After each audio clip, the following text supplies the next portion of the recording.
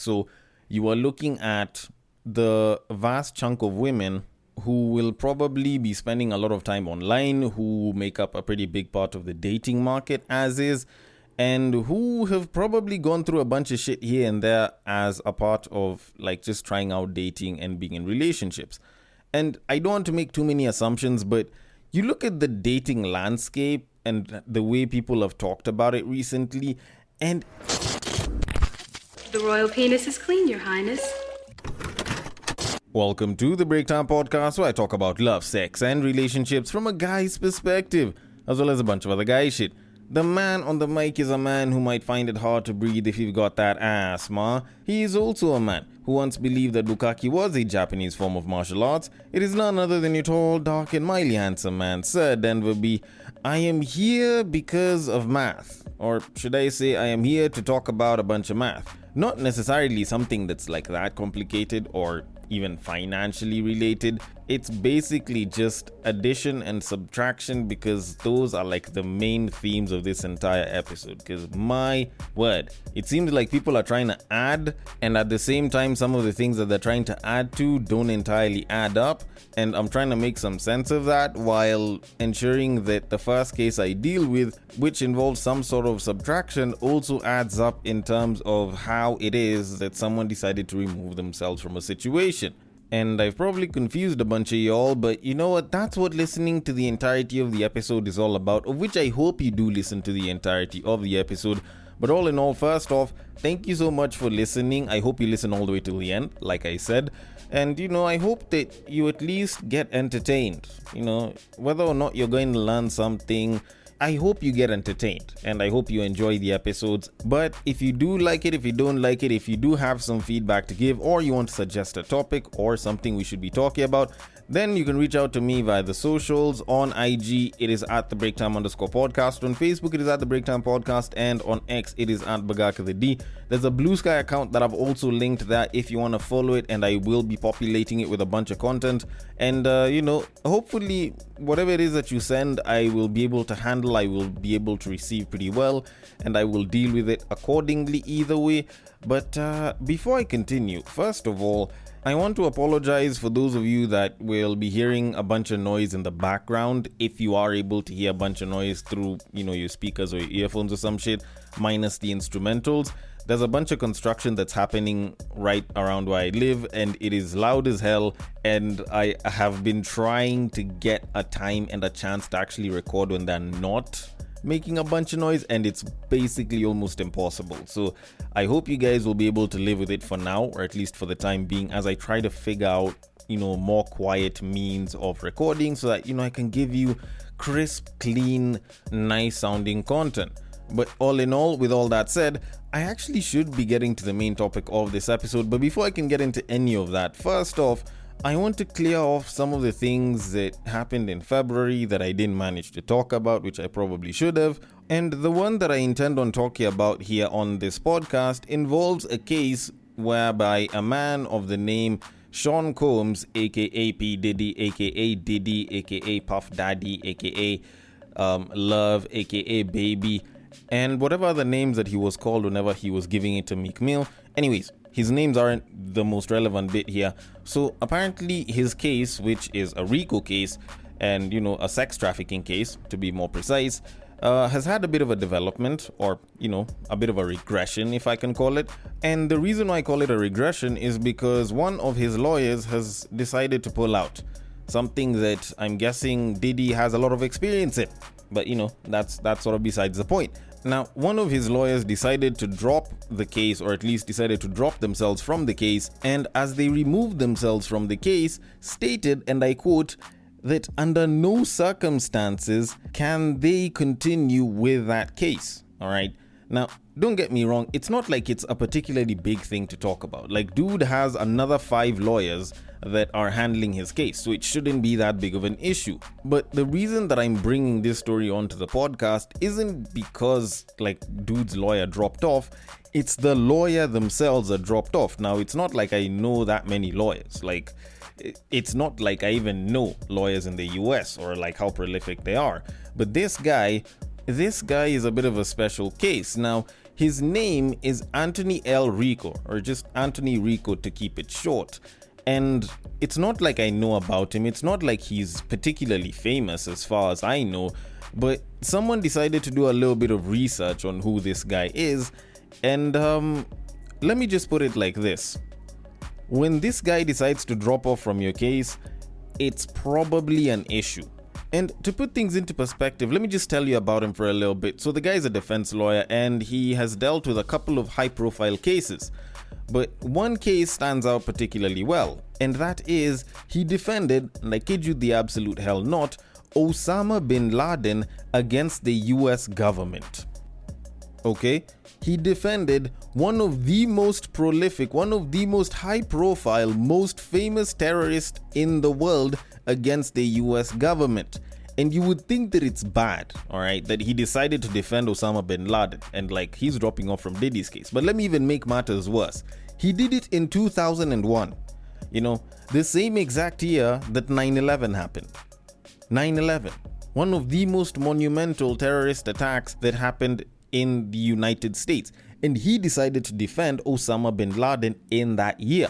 And while he decided to take a look at Diddy's case, dude basically got to a point and he was like, you know what? Fuck this shit. There is no amount of baby oil that will let me slide along with this and actually try and make it work.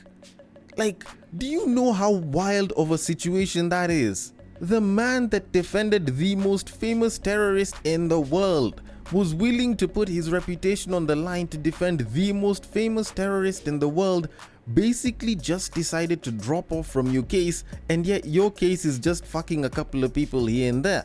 Okay, granted he has done other things and you know they're pretty much worse and blah blah blah, like blackmail, extortion, so on and so forth, trafficking, but still, you think about it. When you have this high profile of a lawyer dropping off, then you know that some shit is bad. Either the client is absolutely garbage or the case itself is just bad.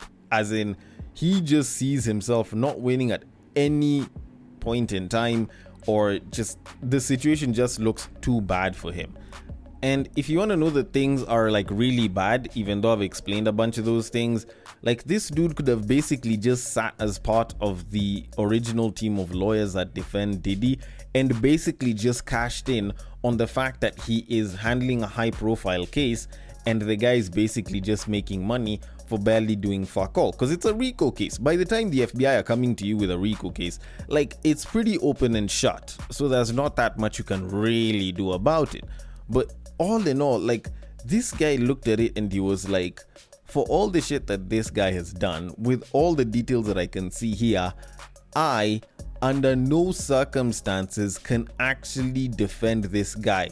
Like, that is absolutely wild. So either it's a case of integrity, either it's a case of just a bad case overall, either this guy just looked at it and probably saw someone that he knew or someone that's close to him that was assaulted or abused by Diddy, and he just looked at it and he was like, you know what, fuck this shit.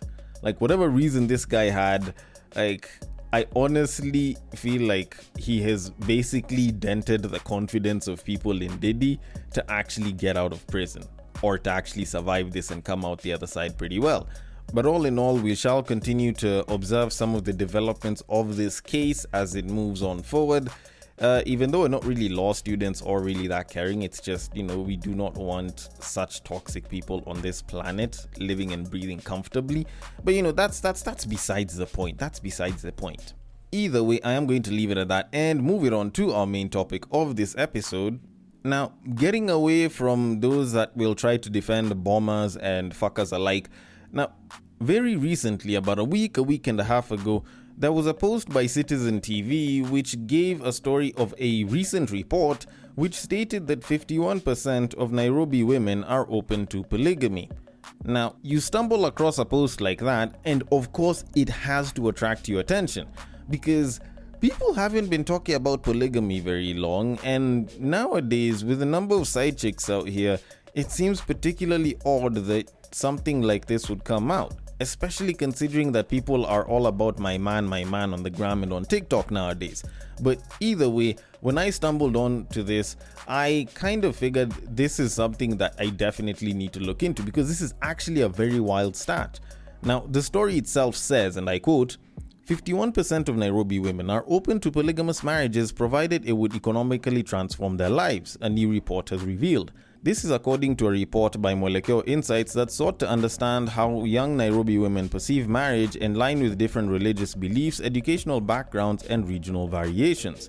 The survey sampled 2,687 Nairobi women aged 18 to 30 and found that 59% of respondents believed marriage was not necessary for a fulfilling life, as many cited personal achievements and independence as key factors for a successful life. Similarly, 80% prioritized financial stability and career growth over marriage in their personal aspirations. Of these, highly educated and employed women were more inclined to deprioritize marriage compared to those with lower education levels. Consequently, 60% of Nairobi women expressed the belief that marriage would negatively impact their freedom and hence will not prefer to walk down the aisle. In contrast, 25% saw it as a positive change while 15% felt neutral. In terms of religion, 53% believed that religious beliefs influenced their views on marriage, while 33% pointed out that it played a minimal role. On the other hand, 14% claimed it had no impact. The survey indicated a significant shift in attitudes towards marriage among young Nairobi women. While marriage remains a culturally significant institution, evolving aspirations related to career growth, financial independence, and personal freedom are reshaping traditional perspectives. The report read in part, end quote. Okay, now, considering that this report has come out, and of course I do intend on critiquing it, there's a lot that you really need to think about here. And first off, this is actually quite wild. The whole thought that 51% of Nairobi women are open to polygamy is actually quite wild. That's more than half. Okay, it's 1% more than half, but that's more than half of women are like, you know what, I don't mind being a second wife. That is actually quite wild when you think about it. Now, granted, I did think about it a little bit more, and of course there is quite a level of critique, and I'm sure there's a couple of guys that'll hear such a thing and they'll be like, yes, this is good, I can finally get more than one babe, or I can get more than one wife, because clearly over 50% seem to be okay with the idea of it. So there's an over 50% chance that I can bag a babe who can end up being the number 2 to my number 2. And then, you think about it, maybe it might benefit a couple of dudes. But interestingly enough, for most of the guys that might see a report like this and be happy, the chances of them actually benefiting from it aren't really all that high. And I will get to why in a bit. Because first off, when I looked at this report, honestly, it was quite wild to think about initially, the idea that there's so many women that are like, you know what, I don't mind being a second wife. But the more I thought about it, the more it started to make sense. First of all, the number of people that have been surveyed is not that huge. Nairobi has about 4 million people. Assuming that the population split men and women is 50-50, that's 2 million women. So there's definitely going to be room for error there. But even though you were to remove room for error, most of these women are between the age of 18 and 30 that were surveyed here. So you are looking at the vast chunk of women who will probably be spending a lot of time online, who make up a pretty big part of the dating market as is, and who have probably gone through a bunch of shit here and there as a part of just trying out dating and being in relationships. And I don't want to make too many assumptions, but you look at the dating landscape and the way people have talked about it recently, and it actually does start to make sense. When you listen to people talking about the dating market, there's a lot that can kind of drive you towards the idea of this, because apparently the most single people in Nairobi's dating market are married men. All right. And apparently those ones are the ones that really, really know how to treat a babe right, according to what some women will usually say. But now you look at the amount of character development, the amount of, poor examples of partners that guys have been in the dating market, or at least that some guys have been when it comes to the dating market. And when you're being told that, these married dudes will treat you better than the single ones will, then there's a very good chance that some of these babes, especially if they've had some sort of experience with a married dude, might be like, you know what, I wouldn't mind being with a married man as, the number two. Because at the end of it, it's a lot better than being with this single guy that isn't really like that well tested. Because like pre-selection bias is still a thing. And a good chunk of seeing this is more or less a reaction in relation to pre-selection bias, which if you go and you read into pre-selection bias is basically the fact that, women will want a guy that's sort of tried and tested, which is why guys who are in relationships are considered to be hotter, quote unquote, to a lot of women, because it's proof that they are stable and they have been tried and tested by someone else, and they are a good sort of mating product or are a good potential partner to be with. So I can see a bunch of that with a report like this. So instead of going for a guy that isn't tried or tested and it's basically trial and error for you as the person that's dating this single guy, it's better to just go for the guy that's already married because he is already tried and tested. So, it kind of does make a little bit of sense here. And especially considering how there's more and more women that are becoming more and more comfortable with the idea of dating and being with a married man. Like when you hear stuff like this, you kind of think about it and you're like, you know what, considering how some of these babes have started talking about being with married dudes, I can get why there's a little bit more comfort in it, even though the reality is probably going to be far from what it is that these women think polygamy will be for them. And when you also look at the dating landscape online, like when you look at the kind of content that's on social media in regards to relationships and dating, like you also see roughly the same trend. It's people busy talking about how the people in relationships are cheating on each other, and a lot of them will complain about how they gave so much into a relationship and they got nothing, and this person cheated on them, and people nowadays are just cheating left and right. Then we have narcissists, then we have baby mama and baby daddy drama. Like, it does start to seem almost understandable when you hear a woman saying, you know what, I don't mind being with a married man, because there's that stability there. Like, you're not going to be dealing with a bunch of the drama that's around here. But either way, I don't think that the whole openness to polygamy does actually mean that they would be okay being polygamous. I think most of them, to be quite honest, are actually into the idea of being a side piece or a side chick as opposed to being a second wife. And I will kind of get into why it is that that's the case in a little bit, because there's a bunch of guys that are out here that will see such things and they're like, yay, finally, I can get more than one babe provided I make money. And then they think that they're going to do a hell of a lot better than the guys that are currently already married.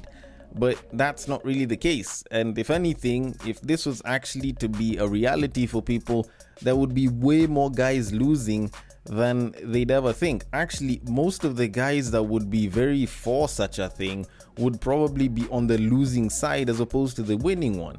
Because first off, if you look at that report, it was 51% of Nairobi women are open to polygamy, provided that there is going to be some level of economic benefit.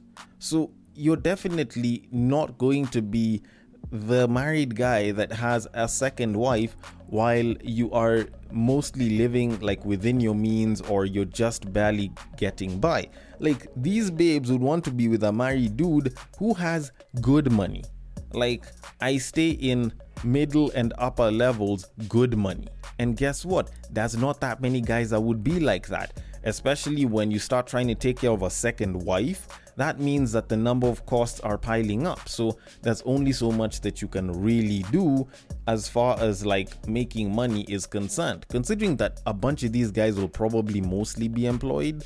So there's only so much that you can do. Just because you have two wives doesn't mean that you'll make more money. Having one wife, yes, it can benefit you statistically as a married man, but having two wives doesn't particularly benefit you. Like, it's not like the potential employers or HR will look at you and be like, you know what, because this guy has two wives, let's give him more money. Nah, like, you being a married man will probably, on a statistical level, benefit you as far as like promotions and more money is concerned. But the moment you start adding more than one wife, like, my guy, like, you're basically just bleeding money at that point.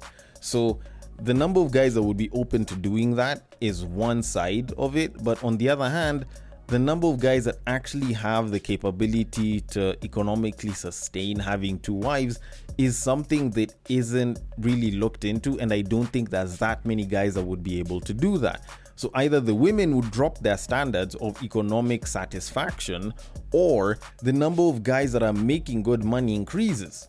Either way, the people that benefit the most from this aren't really benefiting as much as they think that they would by, having a second wife or being a second wife.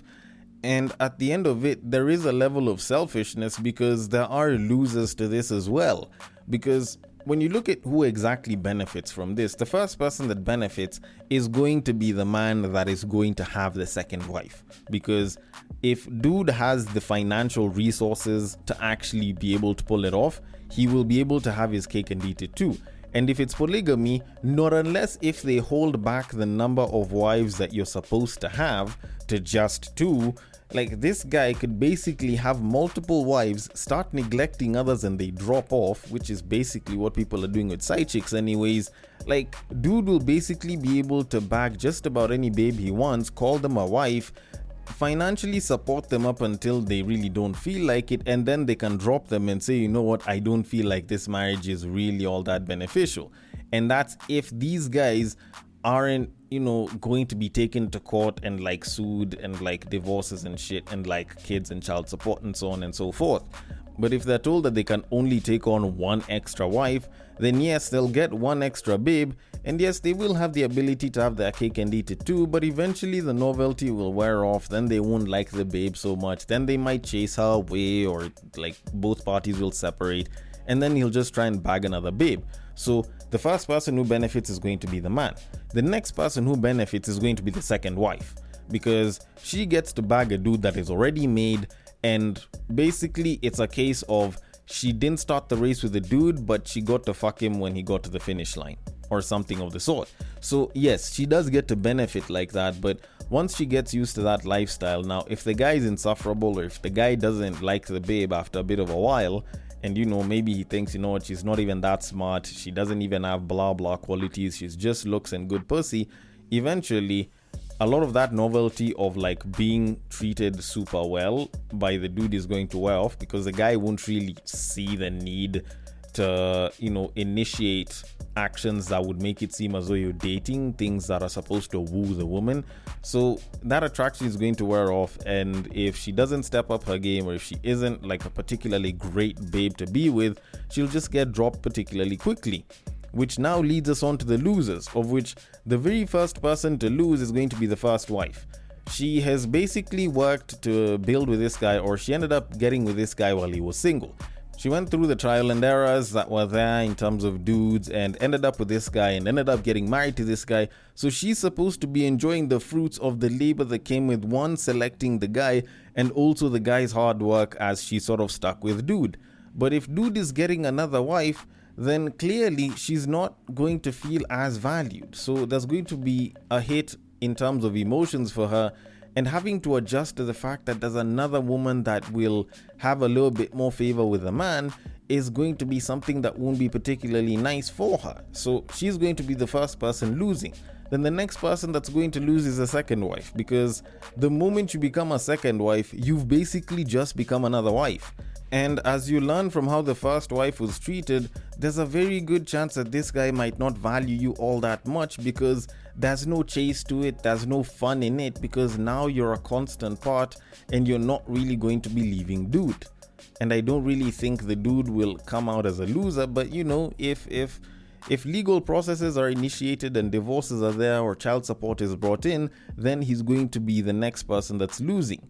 Which is why, like, the whole idea of polygamy today, in as much as it seems like something that Nairobi women are open to, I don't think a lot of them actually fully understand what that would mean for them. Which is why I said that most of them just want to be side chicks, they don't really want to be second wives. And the reason I say this is because You look at babes who are side chicks to married dudes, and they'll talk about how married dudes are a lot better than single dudes. They know how to treat a woman better, they're a lot nicer, they buy them gifts, they will fly them to places sometimes, and they basically get to enjoy being with a dude who has money because this guy is basically going to have fun with her.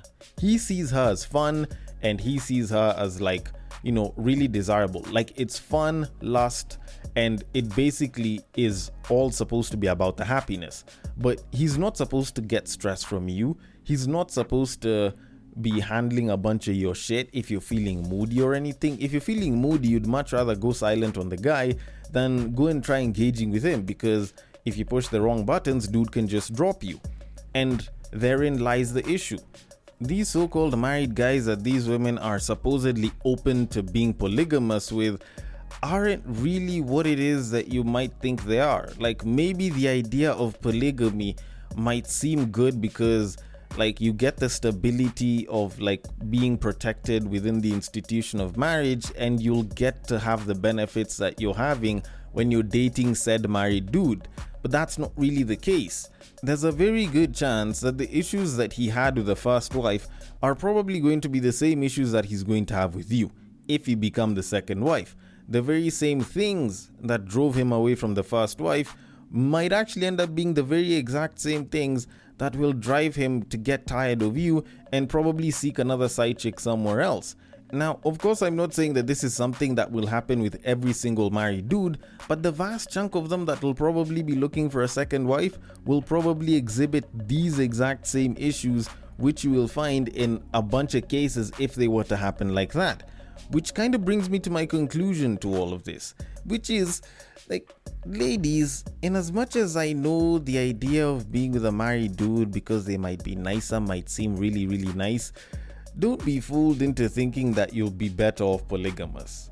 And fellas, just because you may be having a little bit of money right now, don't also be fooled into thinking that polygamy is a much better option for you. The biggest losers are always going to be the majority of the people, and the biggest winners will be the minority. And to be quite honest, it'll be the upper minority that'll benefit if such a thing was to actually take shape, not the vast majority of you. And you might think that you're top tier or you'll be able to become a part of that upper minority, but there's a very good chance that you might not actually get to that point. Although, then again, I might be wrong about this just the same I could be wrong about so many other things, so I want your thoughts on it. The DMs are open. On IG, it is at the breaktime_podcast. On Facebook, it is at the breaktime podcast. And on X, it is at Bagaka the D. Thank you so much for listening all the way till the end, and I will catch you guys on the next break. But what I believe is that if you put a pastor and a prostitute in one room, one is likely to convert the other.